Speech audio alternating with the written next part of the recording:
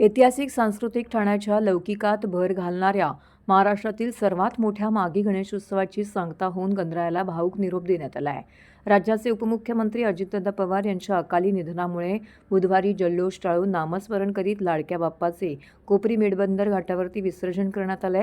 विशेष म्हणजे या गणेशोत्सवाच्या सांगता सोहळ्याला राज्याचे मुख्यमंत्री देवेंद्र फडणवीस अर्थात सर्वांचे लाडके देवाभाऊ येणार होते। मात्र दुःखद घटनेमुळे अत्यंत साधेपणाने उत्सवाचा समारोप केल्याचं महोत्सवाचे संस्थापक निमंत्रक तथा भाजप जिल्हाध्यक्ष संदीप लेले यांनी सांगितलं। मागी गणेश जयंती निमित्त वंदे मातरम संघातर्फे ठाण्यातील पाचपाकाडी येथे 22 जानेवारीपासून भव्य दिव्य गणेशोत्सवाचं आयोजन करण्यात आलं होतं। पुण्यश्लोक अहिल्यादेवी होळकर यांच्या त्रिशताब्दी जयंतीचं औचित्य साधून यंदा मध्य प्रदेशातील अहिल्यादेवी होळकर किल्ला येथील प्राचीन गणेश मंदिराचा भव्य देखावा साकारण्यात आला होता। यंदा या महोत्सवाचे 4थे वर्ष असल्याने उत्सवादरम्यान दररोज विविध सांस्कृतिक कार्यक्रम, व्याख्यान, भजन, मुलाखत असे वैविध्यपूर्ण कार्यक्रम आयोजित केले होते। दरम्यान बुधवारी राज्याचे उपमुख्यमंत्री अजित पवार यांचे विमान अपघातामध्ये अकाली निधन झाल्याने आयोजकांनी गणेशोत्सवाचा समारोप कोणताही गाजावाजा तसे जल्लोष न करता अत्यंत साधेपणाने केलेला आहे।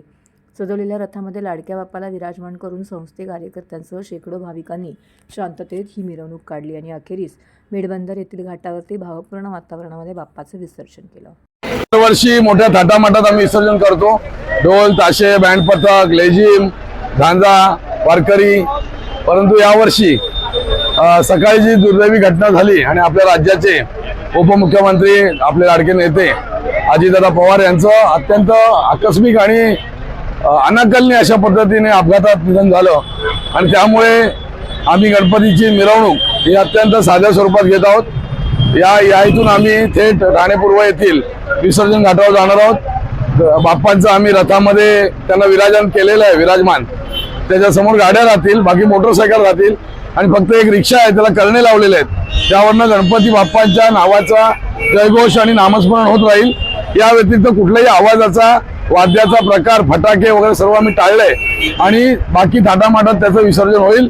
बाकीचा अनावश्यक भपका टाळून ही मिरवणूक जशास तशी उत्साहात पार पडणार आहे।